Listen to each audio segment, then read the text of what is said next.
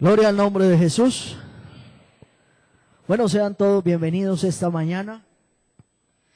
Qué bendición una vez más poder estar delante de la presencia del alto y sublime Dios. Amén. Bueno, saludo a todos los amigos que nos visitan también esta mañana. Son bienvenidos. Qué bueno que estén con nosotros. Esperamos que hoy el Señor trate con sus vidas y haga algo especial en ellos.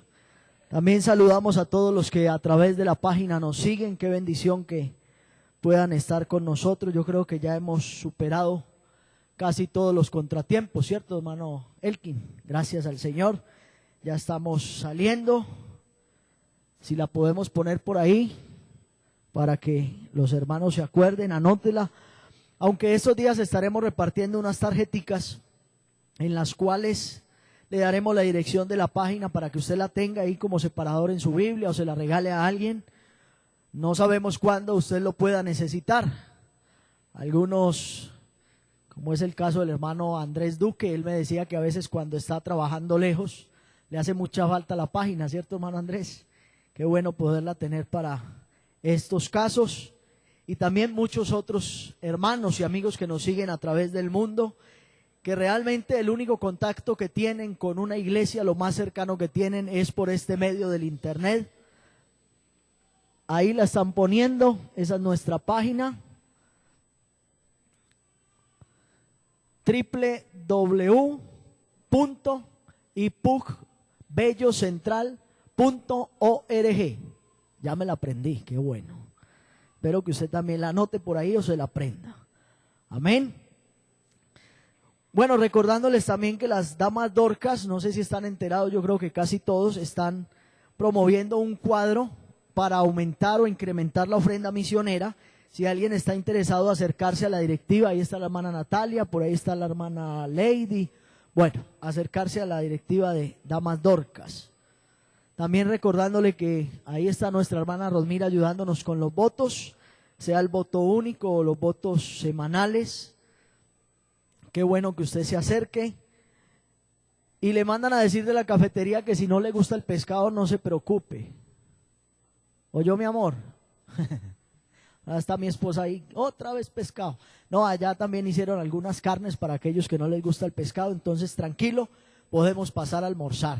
Amén. Bueno, darles muchas saludos de parte de nuestro pastor, el hermano Antonio. Él se encuentra en Urabá.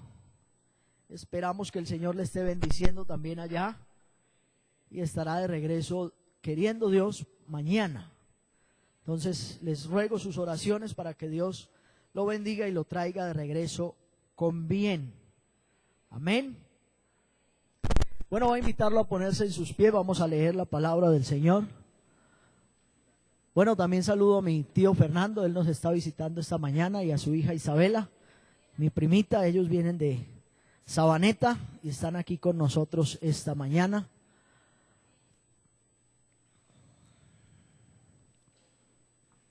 Él como que sabe cuándo es pescado. Daniel capítulo 6. Yo estaba ahorita dándole clase a los adolescentes, por ahí los veo. Y les dije que la continuación de la clase es aquí, entonces les voy a cumplir. Daniel capítulo 6.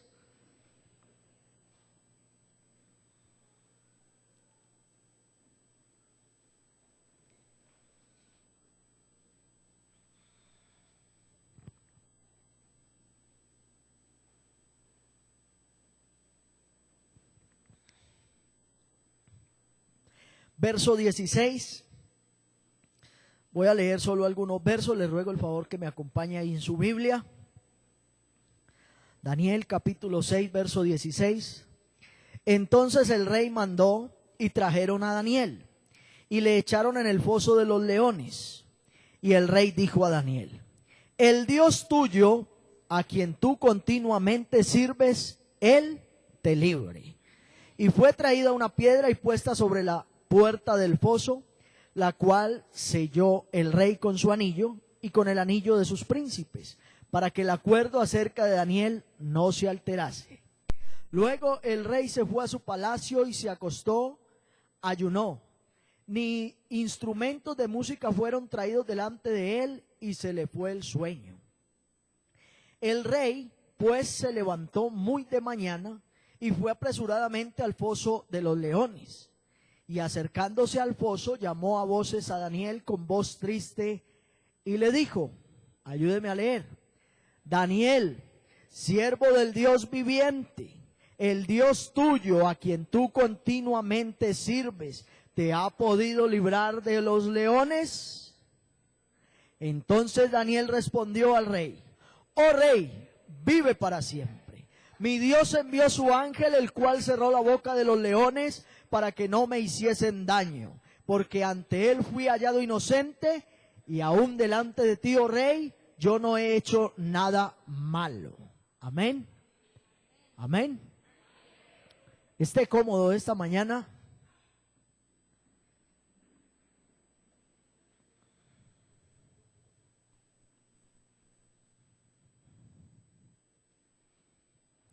Y quisiera predicar esta mañana bajo las palabras de el rey Darío.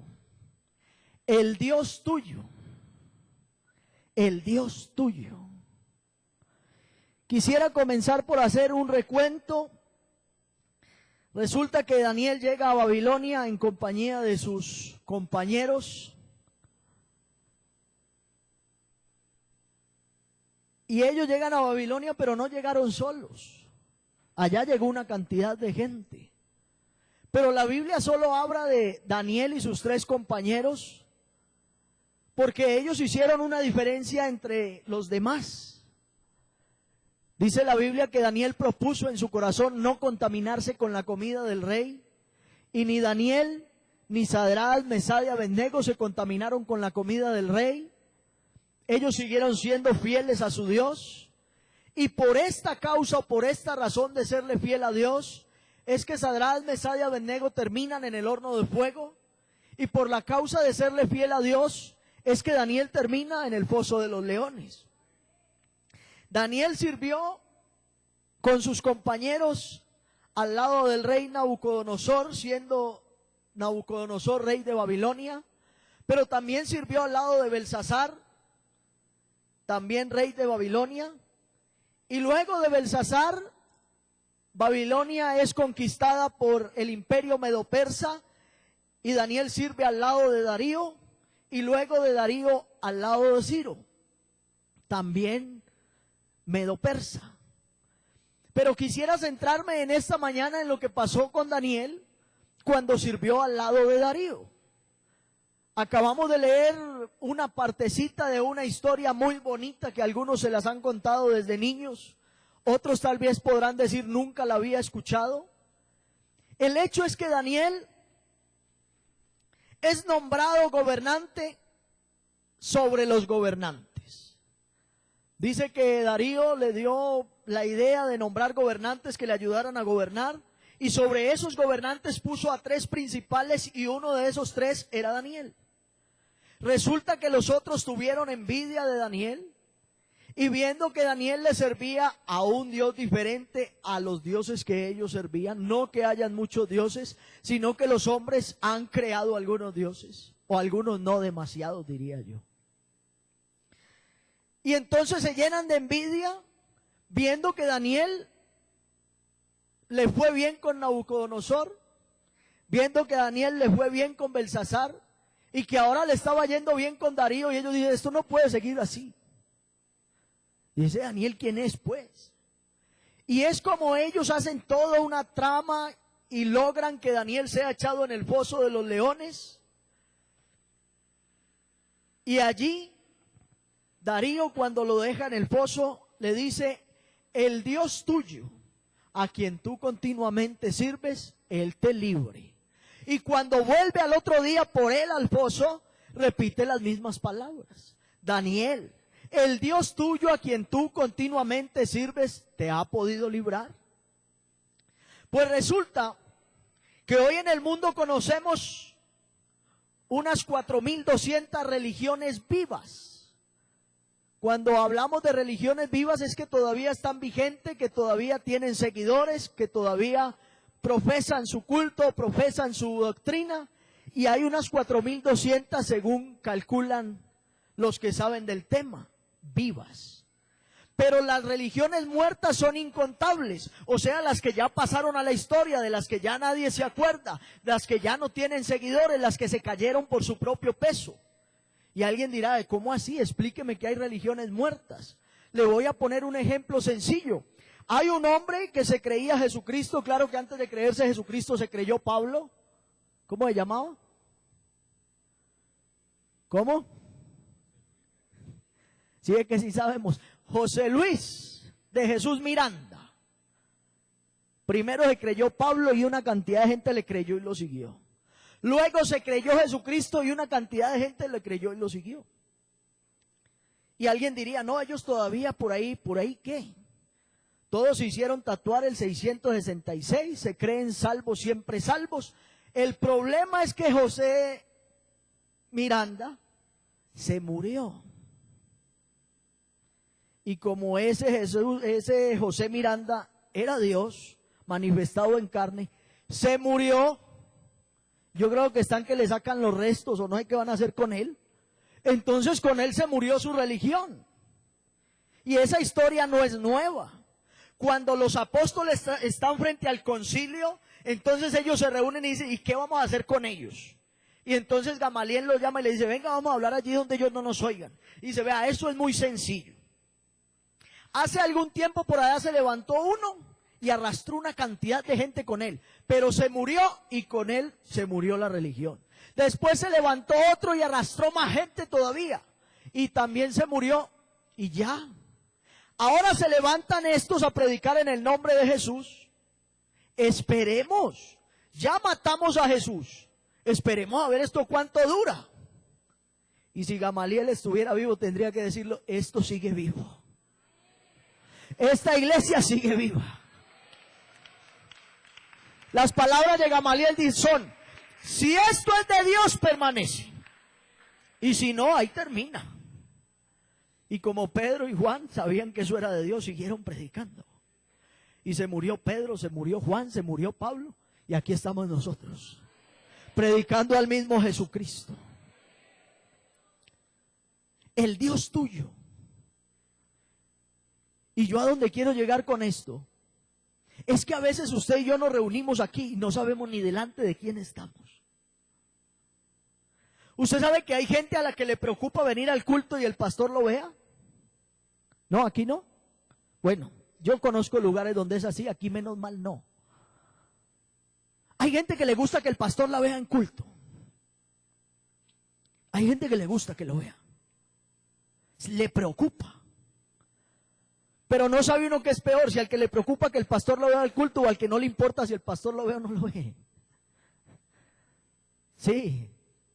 Hay otros que se desaparecen y dicen, oiga, ¿usted dónde estaba? Y dice, no, por ahí. De milagro no responden como respondió el otro por allá en el primer capítulo de Job. ¿Cómo respondió? De recorrer el mundo y andar por él. No vaya a responder así nunca, se lo ruego. Mire, esta reunión no es importante porque sea de la iglesia pentecostal. Y no es importante porque tengamos un buen pastor o un pastor reconocido, no.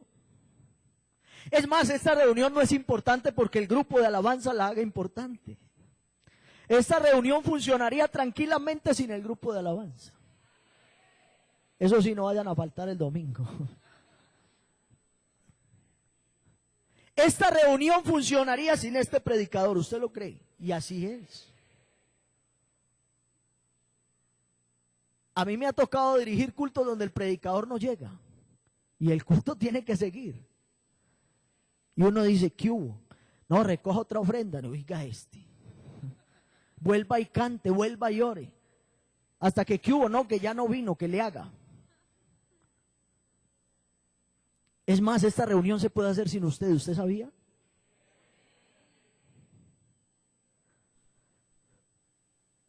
Pero a veces nosotros nos hace falta reconocer lo que reconoció Darío.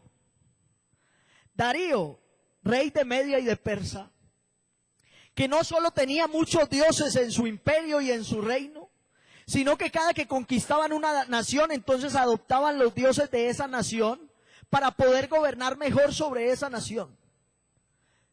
Y eso no necesita usted leer la Biblia para saberlo, eso lo puede estudiar en los libros de historia, lo puede estudiar en, ¿dónde es que más nos gusta estudiar ahora? ¿Cómo se llama enciclopedia? Google. Si ya nadie tiene bibliotecas allá en la casa, no, Google. Pero sirve, es una buena herramienta.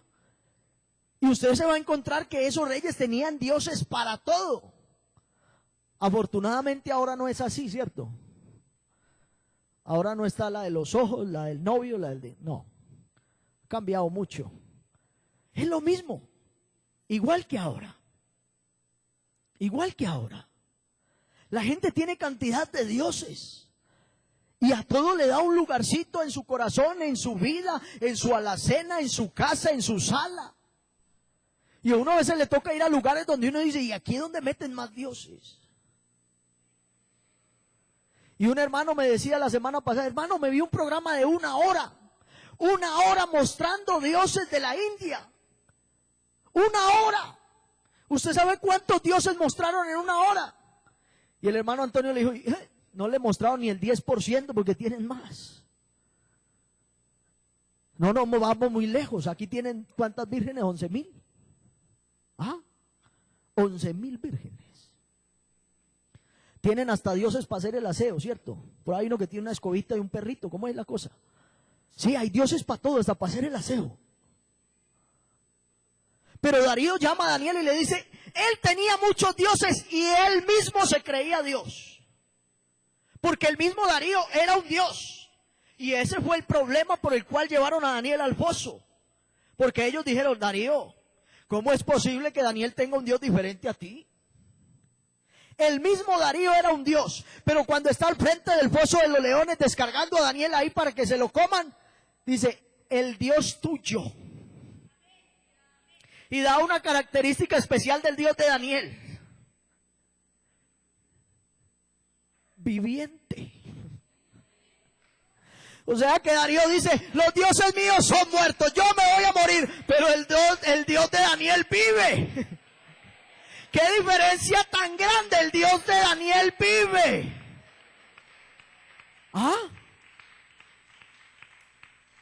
Y entonces, ¿quién es ese Dios? ¿Quién será ese Dios de Daniel? Porque no solo Darío tuvo que reconocer que era Dios. ¿Cómo le parece que Nabucodonosor hace una estatua inmensa y ordena que todo el mundo lo adore porque él es Dios de Babilonia? Y cuando está la estatua ahí erguida, hay 3 muchachos a los que no se les doblan las rodillas. Y le dicen a Nabucodonosor, vean, no se arrodillan. Y Nabucodonosor, esto lo digo yo, no la Biblia, ahora no diga, es que el hermano qué versión leyó, no. Como que les da una oportunidad y dice, no, tráigamelos, de pronto fue un calambre, tráigalos. Muchachos, vea, hombre, ustedes no se arrodillaron, de pronto haría un calambre, algún dolor, o qué, o por qué, o alguna artritis.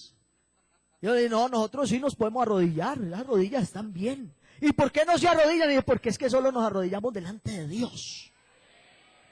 Entonces Nabucodonosor benévolamente les da una oportunidad y les dice, vamos a hacer una cosa. Yo hago sonar de nuevo los instrumentos y ustedes se arrodillan. Y ellos le dicen, no podemos. Entonces, como no funcionó a las buenas, ahora va a funcionar a las malas. Vea, si ustedes no se arrodillan, yo voy a prender el horno 7 veces y los voy a tirar allá. Y se van a quemar. Y ellos dijeron, pues tírenos. Muchachos, se van a morir. Y dijo, vea, esto es sencillo. El Dios a quien nosotros servimos nos puede librar del horno de fuego.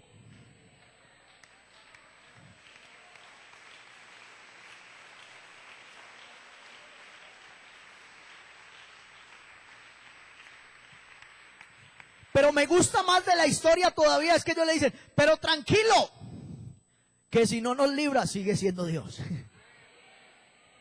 Porque es que es muy fácil uno decir, es que el Dios que yo tengo sana. El Dios que yo tengo resucita de los muertos.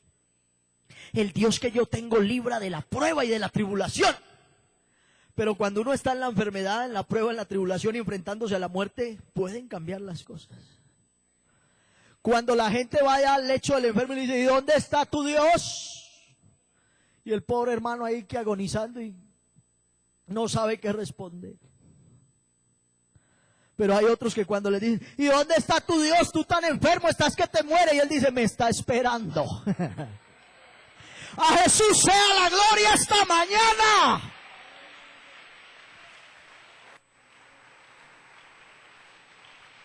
Esa certeza de Pablo, para mí el vivir es Cristo y el morir ganancia. Y si me enfermo y me muero, no le hace. Y si me matan, ¿qué importa? El problema no es morirse, el problema es morirse sabiendo que un día me levantaré de los muertos para encontrarme con Él.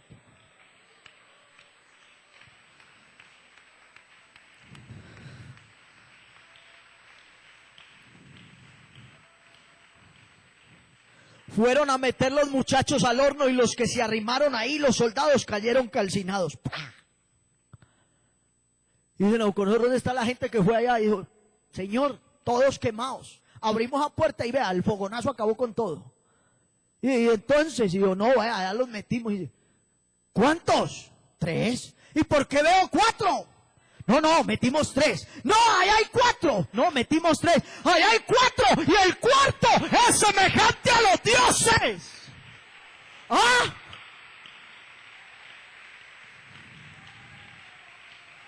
¿Qué clase de Dios tenían esos muchachos? El mismo Dios del que había profetizado Isaías. Si pasas por el fuego no te quemarás. Si pasas por las aguas no te anegarán. ¿Ah? El mismo Dios que tenía David. Aunque ande por en medio del valle de sombra y de muerte, yo estaré confiado. Porque tú me infundirás aliento, tu vara y tu callado. Esa confianza en Dios. ¿Será que los amorreos podían confiar en sus dioses como Israel? Llegaron unos espías a Jericó y se encontraron una ramera. Y le dijeron, oiga, ¿qué está pensando la gente de nosotros? Menos mal ellos no dijeron que estaban pensando los israelitas de los de Jericó. Porque allá llegaron 10 cobardes a decirle a Moisés, ¿cómo se le ocurre que nos va a mandar por allá? Nos van a comer, vea, como matando langostas. Pero habían 2 valientes.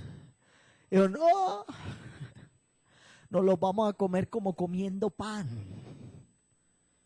Y los cobardes dicen, ¿pero cómo se le ocurre? ¿No vieron el tamaño de los gigantes? Y Josué y Caleb dicen, ¿y no han visto el tamaño del Dios que abrió el mar? ¿Y no han visto el tamaño del Dios que mató a los primogénitos en Egipto? Hay gente que no ha visto el tamaño del Dios que tiene. Hay gente que no se ha detenido a contemplar la calidad de Dios que esta iglesia predica, la calidad de Dios que esta iglesia tiene. Por favor, iglesia, contempla esta mañana la grandeza del único y sabio Dios.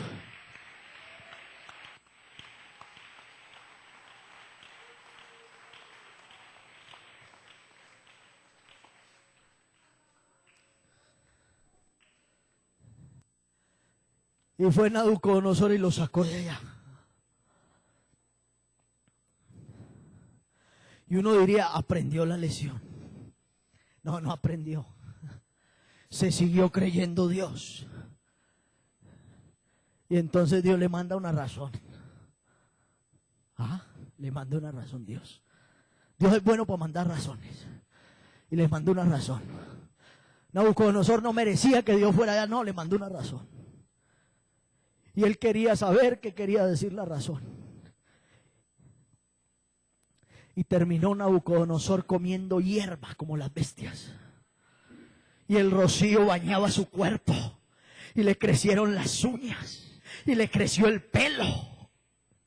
Y cuando estaba allá tirado comiendo hierba, el necio Nabucodonosor que se creyó Dios, de pronto reacciona y dice, no hay Dios como el Dios de Daniel. No hay Dios como el Dios de Daniel. Y Dios es tan bueno que le dice, aprendió, venga, vuelva al palacio y sea rey. ¿Qué calidad de Dios tenemos? ¿O tenían? ¿Tenemos o tenían? ¿Sí o no? El Dios de Daniel. Darío le dice, el Dios tuyo. Darío sabía que no era de él. Sabía que tenía una cantidad de dioses y que ninguno podía ayudar a Daniel ni podía ayudar a Darío. Pero sabía que Daniel solo tenía un Dios y lo podía sacar de ahí. Yo me puse a leer por ahí sobre un hombre que se llama Mahoma. O le dicen Mahoma, en realidad no se llamaba así. Y entonces leí algo que me parece interesante y dice que el primer milagro que le pasó a Mahoma, el gran profeta de los musulmanes, es que un día, siendo muy niño, el arcángel Gabriel vino, le abrió el pecho. Yo no me lo estoy inventando, busque la historia si quiere. Le abrió el pecho y le sacó un coágulo negro del corazón.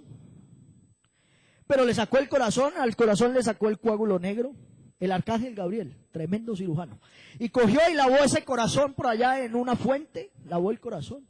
Volvió, se lo metió allá a Mahoma y le dijo, ahora he limpiado tu cuerpo de todo lo que te iba a desviar y te iba a conducir a los ídolos. En otras palabras, le quitó como que esa fuente del pecado o de la maldad y lo hizo puro, limpio. Y lo hizo profeta. Eso cuenta la historia de ellos. Lo tremendo es que al arcángel como que le quedó mal hecho el trabajo. Porque le sacó el coágulo negro para dedicarlo, para que él no fuera a dedicarse a la idolatría, pero sí lo convirtió en un ídolo. Hay una contradicción grande, pero bueno, ellos lo creen. Y muchos se condenarán creyendo. Pero resulta que en el caso nuestro, el arcángel vino pero a dar buenas noticias. Y a mi Cristo nadie lo tuvo que operar. Porque nació santo, vivió santo y murió santo. Sin que nadie le ayudara, sin que nadie le operara, sin que nadie le lavara el corazón. No. Él nació santo, vivió santo y se murió siendo santo. Jesucristo.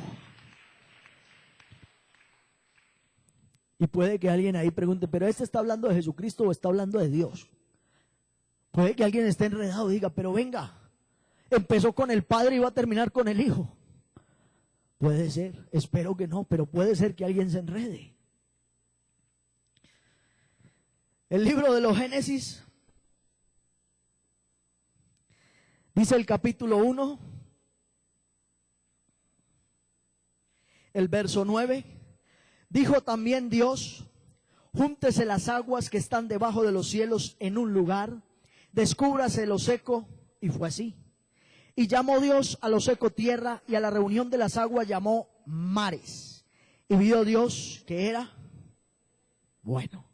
¿Qué hizo Dios? ¿Qué hizo Dios? Los mares. El mar, ¿cierto? El Salmo 33 lo dice. El verso 7. Él junta como un montón las aguas del mar. Él pone en depósitos los abismos. Eso no me lo estoy inventando yo. Eso lo dice mi Biblia, la suya lo dice. Job 26:10. Puso límite a la superficie de las aguas hasta el fin de la luz y las tinieblas. Es el mismo Dios de Daniel, solo que en la creación. Y creó el mar. Y alguien diría, pues que me demuestre cómo hay que creó el mar. Lo demostró. Está sacando a su pueblo de Egipto y van camino del desierto. Y de pronto por allá a lo lejos, yo quiero dejar volar la mente un momentico. Ahora no diga que dónde lo leí, no, le estoy diciendo, voy a dejar volar la mente. Como un muchacho que viene por allá atrás empujando una oveja sale corriendo en medio del ganado, se mete entre la gente y llega donde está Aarón y le dice, Aarón, problemas. Aarón, problemas. Y Aarón lo mira y dice, ¿problemas de qué? Somos libres. No, Aarón, se ve una humareda de polvo tras nosotros. Se ve una humareda de polvo tras nosotros. Y Aarón dice, no puede ser, Moisés, venga. ¿Qué fue lo que Faraón dijo? Dijo que nos fuéramos. Pero es que el muchacho dice que hay una humareda de polvo tras nosotros. Y dice, no, alguna tormenta será. Y quiero imaginarme a Moisés subiendo a un montecito y mirando allá y dice, Aarón, es el ejército de Faraón. Y yo me imagino a Aarón casi que enojado como se enojaba él. Moisés, ¿y ahora qué hacemos? Digo, yo no sé. Pero a usted le dijeron que nos sacara, sí, que lo sacara así, pero de ahí para allá, ¿qué? ¿Y qué hacemos? Digo, yo no sé qué hacemos. Sigamos el camino. Pero y me imagino la desesperación de Aarón diciéndole a Moisés, pero sigamos para dónde si al frente está el mar, Moisés. Yo me conozco esta tierra, yo sé que al frente está el mar, usted debería saberlo. Y llegan al mar. Y ya no es Aarón el que le reclama, ahora es todo un pueblo diciéndole, ¿y a qué nos trajiste? ¿A morir al desierto? ¿No podíamos morir allá donde habían tumbas que nosotros mismos fabricábamos? Nos hubieras dejando allá, esclavos pero comiendo bueno. A la gente le gusta vivir así. Oiga, ¿y usted por qué sigue en el pecado? No, porque vivo bueno. ¿No ve? Yo hago lo que quiera mi carne. Claro está. Y le reclaman, Moisés, ¿qué hacemos? Y Moisés, sencillo, pues el mismo que me mandó que solucione el problema. Y se para Moisés frente al mar y le dice, Señor, ¿y aquí qué? Y el Señor le recuerda. No es que el Señor le empiece a instruir, no, le recuerda. Y me quiero imaginar a Moisés pensando en el día que se encontró con Dios en la zarza. Porque cuando Moisés le dice, ¿cómo voy a hacer esto? Le dice, ¿qué tienes en tu mano? Dice, una vara. Tírala al suelo. Y ahora que hay en el suelo, dice, una serpiente. Tómala por la cola. Yo no la cojo. Pero Moisés la cogió. Y cuando la cogió, una vara. ¿Qué tenía Moisés? Una vara. ¿Qué le había dicho Dios? Moisés, tienes una vara. No necesitaba más. Tienes una vara. A usted le dieron una Biblia, que no la use no es problema mío. A él le dieron una vara, que no la había aprendido a usar, problema de él. Con la vara la llevó donde Faraón, la tiró. Con la vara se paró al frente del Nilo, lo convirtió en sangre. Con la vara. Y se para al frente del mar. Señor, ¿y ahora qué hago? Y el Señor le dice, la vara, Moisés. Y Moisés extiende la vara. Y cuando Moisés extiende la vara, entonces el mar escuchó la misma voz que había escuchado en el principio. El mismo Dios que creó y juntó todas las aguas, ahora las separa en dos para que el pueblo de Dios pase en seco. Usted sabe que sintió el mar. El mar sintió la voz del mismo que un día le dijo, júntate. Ahora Dios le dice, sepárate. Y ese respeto del mar y se abre. Y comienza a caminar el pueblo.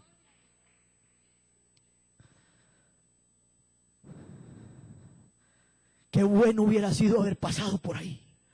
Usted se imagina el miedo.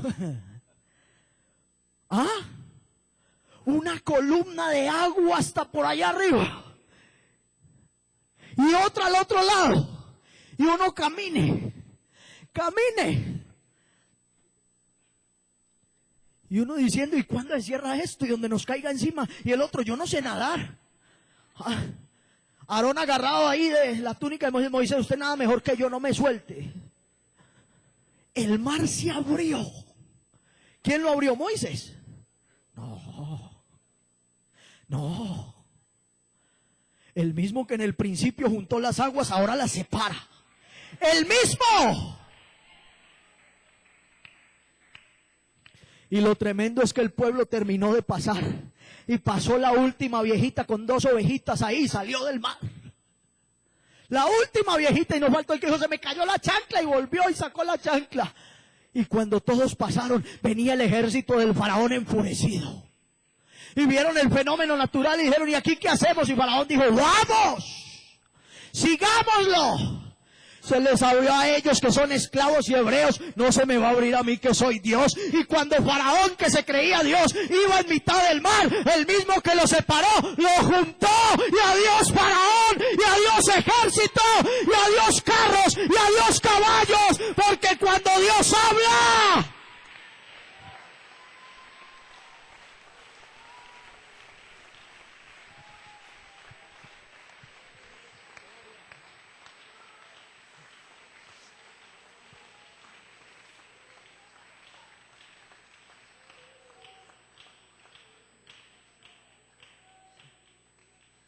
A Jesús sea la gloria. Pero no puedo terminar esto sin solucionar el enigma de algunos que nos están escuchando.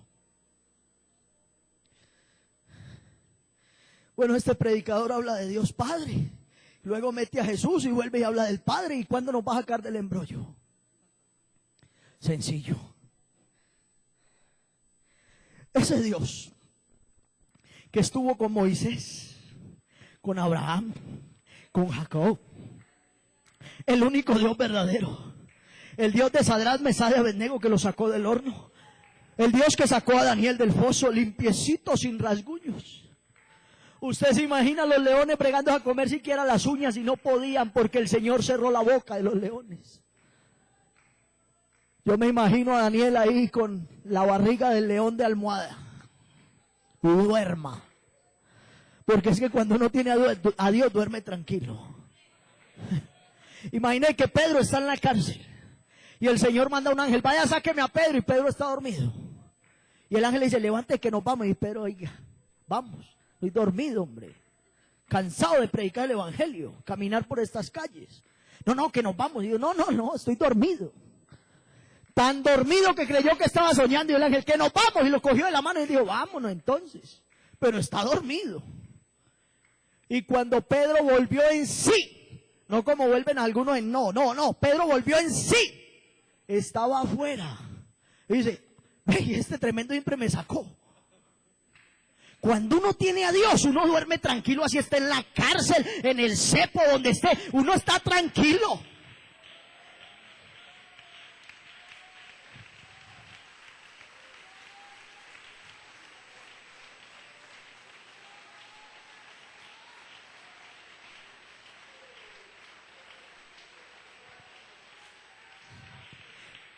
Usted sabe que estaba esperando Pedro. Usted sabe que estaba esperando Pedro cuando estaba allá en la cárcel. Los estudiosos de la Biblia saben que estaba esperando. Pedro estaba condenado a muerte, estaba esperando que lo mataran. Y no estaba ahí, Señor, ¿me vas a dejar aquí tirado? No. Se acostó a dormir y si me van a matar, que me maten. Yo ya cumplí. ¿Y de dónde sacó Pedro esa confianza? ¿Alguien de ustedes sabe? Yo le voy a refrescar la memoria.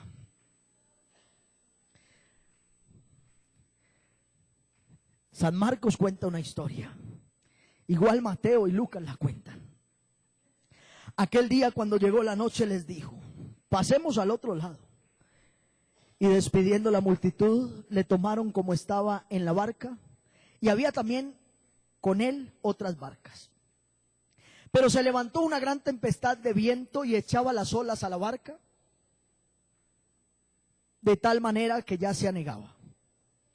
Y él estaba en la popa, durmiendo. sobre un cabezal y le despertaron y le dijeron: Maestro, ¿no tienes cuidado? Perecemos. En esa barca en que iba Jesús, mínimo, habían 4 pescadores. Usted sabe cuál es, ¿cierto? ¿Quién? Pedro y su hermano Andrés, Jacobo y su hermano Juan. 4 pescadores. No sabemos si habrían más, porque puede que habían más, pero mínimo iban esos 4 pescadores. Y para contarle una historia de pescadores, algún día visitamos un pescador en Puerto de Río y él nos contó que sus hijos aprendieron a nadar antes de aprender a caminar. Y alguien aquí podrá decir: el mío también, yo lo llevé a Confama desde niño. La diferencia es que él prendía su lancha en el Magdalena y sus niños iban detrás. Río Magdalena. Yo para subirme ahí me hice el guapo. Todavía me acuerdo y tiemblo.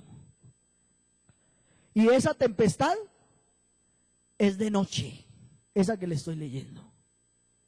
Porque dice: cuando cayó la tarde, entraron al mar. Y esos 4 pescadores habían crecido ahí en el mar de Galilea. ¿Y cómo sería la tempestad que los 4 pescadores eran los que más miedo tenían? Y se van y despiertan al maestro. Señor, ¿no ves que perecemos? Y ese Jesús de Nazaret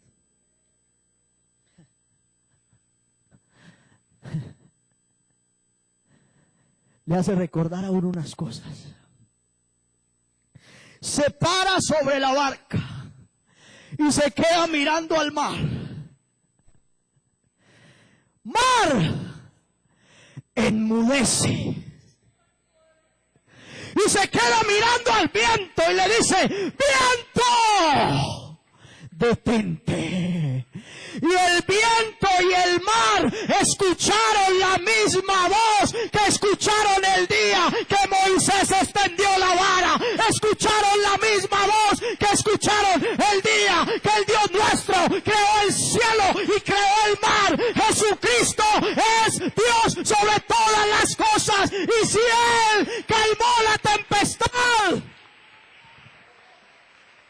¿qué no hará con tu vida?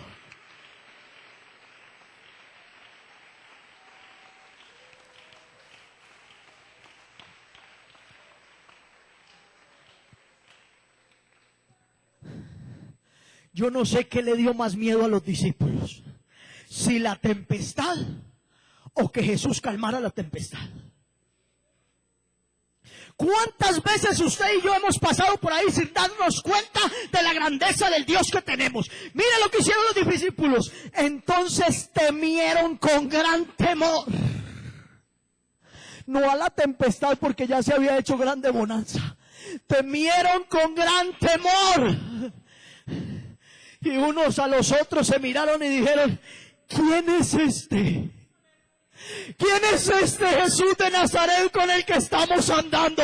¿Quién es este Jesús de Nazaret que aún el viento y la mar le obedece?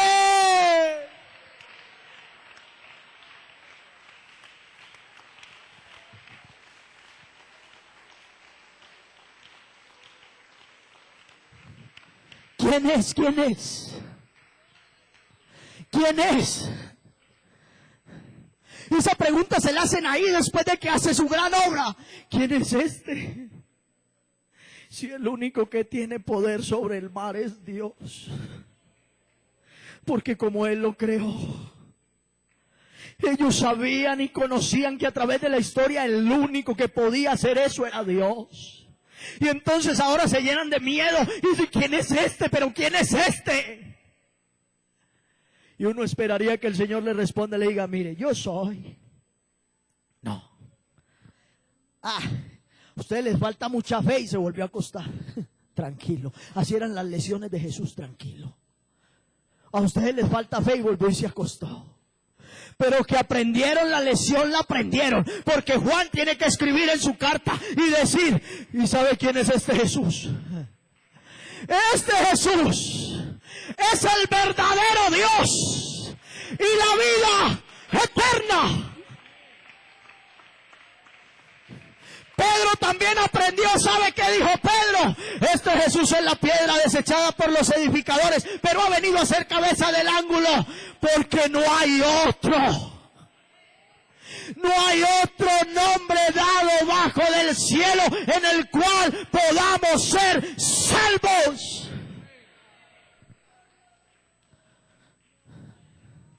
Hay una cantidad de religiones muriéndose en el mundo, porque cuando se mueren sus profetas, se muere la religión.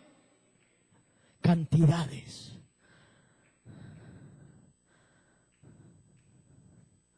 Suba por allá arribita del Éxito para arriba, y ya han enterrado 2 profetas, ahí van para el tercero. Y entierre profetas y todavía no entienden. Y entierre profetas y no entienden. El profeta de los testigos está muerto hace años y no se ha podido levantar de ahí.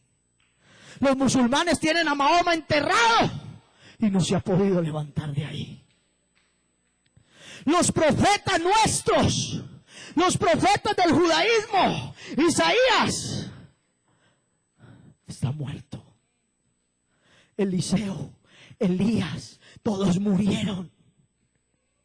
Moisés murió, y ¿sabe qué tuvo que hacer Dios? Esconderlo, porque donde lo encuentren lo vuelven Dios.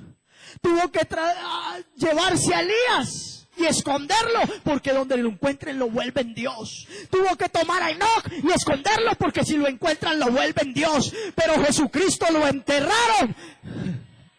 A Jesucristo lo enterraron. Y se levantó solito, porque Él es Dios.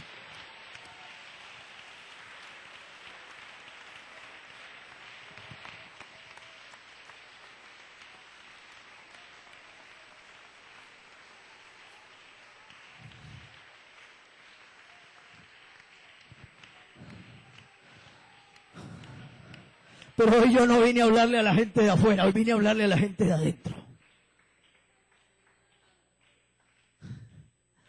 ¿Te has puesto siquiera un momento, una nochecita siquiera, a contemplar al Dios que tienes? ¿Ah? Cuando Elías quiso morir, se le levanta un clamor a Dios y le dice: ¿acaso soy yo mejor que mis padres? Quítame la vida. Y era el profeta de fuego. Job, en medio de su desesperación: me hubiera sido mejor no haber nacido. Bienaventurados los que no conocieron la luz. En otras palabras, qué bueno haber sido un aborto y no conocer esta vida que me ha hecho sufrir tanto. Pero cuando se queda contemplando a Dios, el mismo Job que deseó ser un aborto, ahora está mirando a Dios y dice: tan torpe era yo que no entendía. Yo era tan torpe que no entendía, tan brutico, porque de oídas lo había oído, pero ahora mis ojos te ven. Aquí hay una cantidad de gente que todavía no lo ha visto. Qué bueno que esta mañana alguien fuera capaz de verlo.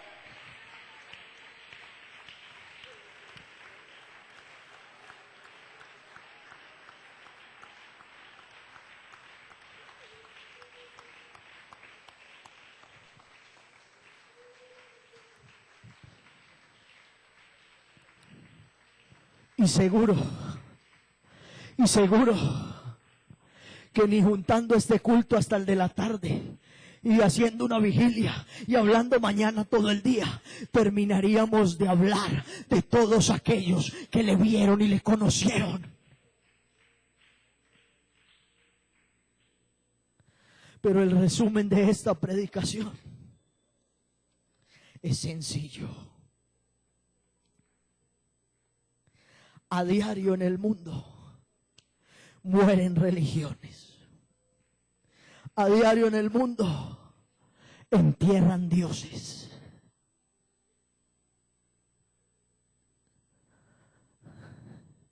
Pero este evangelio sigue siendo el poder de Dios para salvación a todo aquel que cree.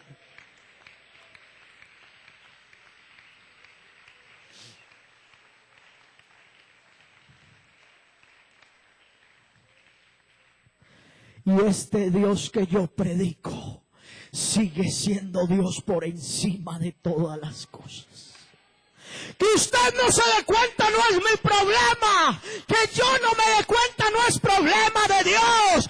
Este es el único Dios verdadero, incomparable.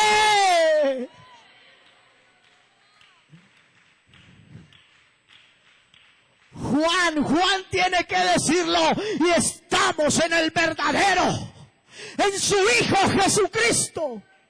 Y una cantidad de trinitarios brincan de alegría. ¿Vio lo que dijo? En su Hijo Jesucristo. Siga leyendo, no sea conchudo. Y este es el verdadero Dios y la vida eterna. A Jesucristo la gloria esta mañana, porque Él es Dios, mi Dios. Iglesia, el Dios tuyo está aquí. Iglesia, esto no es una reunión más. Esta reunión es delante de la presencia del Dios tuyo.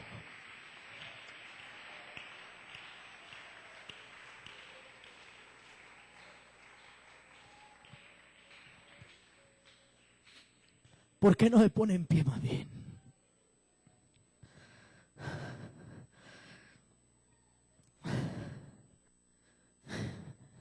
Yo no voy a predicar más.